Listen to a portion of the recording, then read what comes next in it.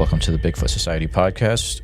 Today is a special members only episode where I talk to Joe the Sasquatch Whisperer from Mississippi about his crazy Bigfoot adventures in Twain National Forest. So you won't want to miss it. If you're a member, you'll be hearing it next. If you're not, you'll be hearing a teaser.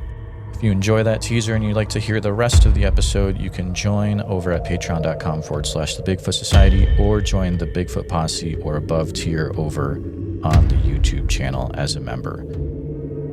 Enjoy this episode and let's get on with the show. All right, Bigfoot Society, you've got the privilege of talking to an old friend, Joe. He's been on the podcast a few times. He's down there in Mississippi, sometimes known as the Sasquatch Whisperer. He's been into some crazy situations over the years, but I was just catching up with him the other night, and he told me about something that happened to him in Missouri, and I said, man, Joe, we got to talk about it. So, Joe, how are you doing, my friend? I'm doing good. I'm getting on the backside of having pneumonia, but I think I'm healthy enough to talk about this a little while. Yes, sir, definitely. And we'll be sending prayers and good vibes, and hopefully you'll be getting over that soon enough. But did you have the pneumonia when you were going through this, what we're about to talk about? No, I had a double biopsy done the 31st of May on my lungs, and it turned into a infected aorta and bronchial pneumonia. Oh, dear. So This happened. What happened to me, we're going to talk about tonight, happened around the end of April. Okay. Yeah, let's get right into it, Joe. Share with the listeners where we're talking about, where you were, and what happened. Okay, I was in southeast Missouri. I can't think of the county, but it was near Donovan. I was about 3 or 4 miles north of Highway 160 back in Twain National Forest where this happened. It was a hop, skip, and a jump from the current river. I went up there. My older son has a girlfriend that lives up that direction, and he promised her he would take her to her prom if she would come down to his prom. She upheld her end of the bargain, took him up there for the weekend to uphold his end of the bargain. And so while he was doing his thing, I took the opportunity to camp out in Twain National Forest like I'd done several times since last October. I got up there Friday evening, set up. Nothing happened Friday evening. And this is in the same place I was up there. The first time I was up there, I got shot at in that area, so I left. The second time I was up there, nothing really happened, so I went back for the third time. Saturday, I got that feeling that something was watching me, and I thought, this is pretty good. The feeling of getting the creeps means something is watching me, and especially if it don't go away. And this area I was in was told to me by some other friends that people in the local area don't go around there because it's just a creepy place to be. Hung around there Saturday, and I did my normal thing. I acted like I was just up there camping, enjoying myself. Wasn't putting up no big vibes for trying to find Sasquatch or anything because I knew they were watching me, just because every now and then you could hear some little breaks back in the woods. You could hear shuffling feet, stuff like that. Sunday afternoon, we'll just push on up to Sunday. Nothing happened Saturday night. I didn't hear anything walking around, grunts or anything. Sunday night, about dark, I'd cooked me some fajitas, and I was eating them on soft taco shells. And it was basically fried red meat with onions and bell pepper and taco seasoning. And around 5:30, 6 o'clock, the sun had gone down, but it hadn't got dark yet. And I heard something coming up through the woods. And I sat there and watched, and there was 5 adult males on all fours walked right up to the edge of my camp. Now, I didn't tell you before, but when I got there this time, there was a bowed tree sapling over where my campfire was. And there was a broke limb that was twisted and pointed straight down at the ground.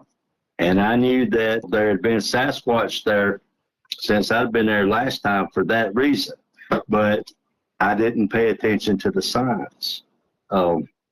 And so when they come up, 5 of them come right up within 45, 50 feet of my campsite. And they sat right out in the open. They sat on their backside just like gorillas do. They were looking around. They weren't vocalizing. They were making it obvious that they weren't watching me, even though they were watching me, if that makes sense. And so I sat there a little while, and I talked to them, and they didn't respond. I keep my eye on them. They didn't circle me completely around.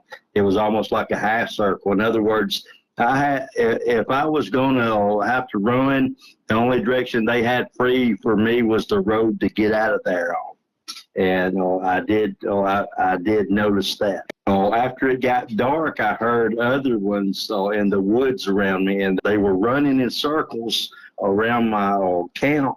But they were staying outside the fire circle, but you could see the eye shine whenever they looked at the camp. And they were running not all in the same direction. It was chaotic. I couldn't keep up with them. There was at least 4 of them, and those 5 still sat there just like nothing was going on. So I sat there and watched them 5, and I listened to the other ones. And I kept talking to them 5, but they wasn't paying no attention to me. I might as well not have even been there as far as they were concerned. But I noticed they were all males there. There was no females and no little ones.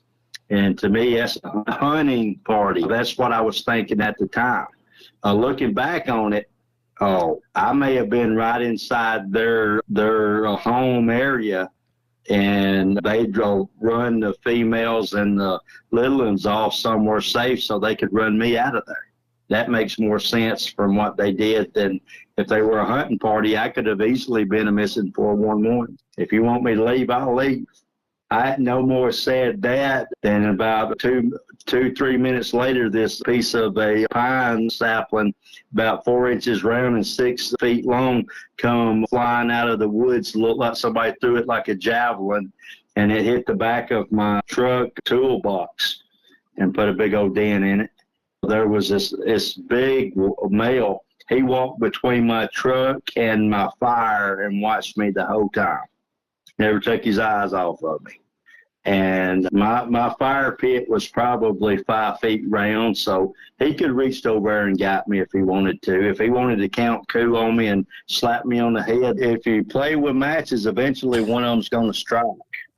And if you go out looking for them, eventually you're going to see something that's going to be so far out of what you expect it to be that it will either intrigue you to the point where you're almost obsessed with it, or it will scare you to the point where you don't want nothing to do with it. Please take a minute to help out the show by subscribing on YouTube, making sure you hit the bell so you don't miss any notifications, and share the episode on YouTube with a friend.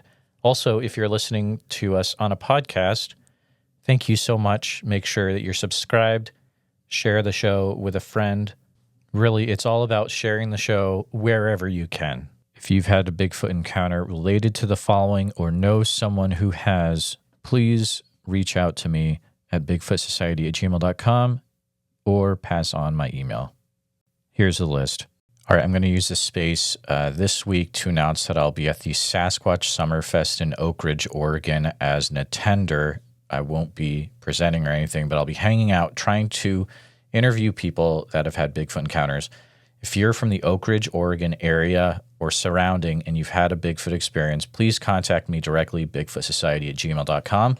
Also, Priscilla was nice enough that if you get your tickets through SasquatchSummerfest.com and use code Bigfoot Society, you can get 50% off the cost of your tickets, which is a big amount. So code Bigfoot Society to get 50% off your tickets, SasquatchSummerfest.com, and helps out the podcast as well. A special thank you to all the Bigfoot Society Patreon and YouTube channel members. It's your support that helps keep the show going. and I extremely appreciate it. If you want to join in the fun, you can join over at patreon.com/the Bigfoot Society. I'll see you there. And again, thanks for listening.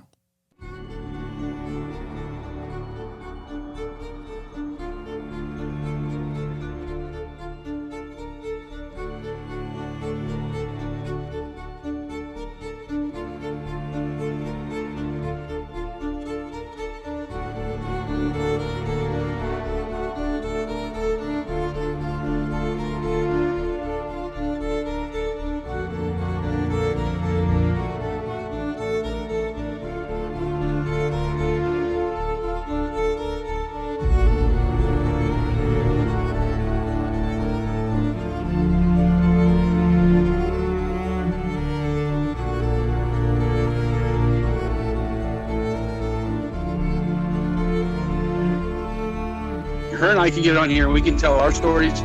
Maybe there's somebody else out there listening that's too afraid to tell their story. Maybe this will give them the courage to come out and not feel so bad about it. Who cares what anybody thinks? I know what I saw. I know what's out there. That's all I care about.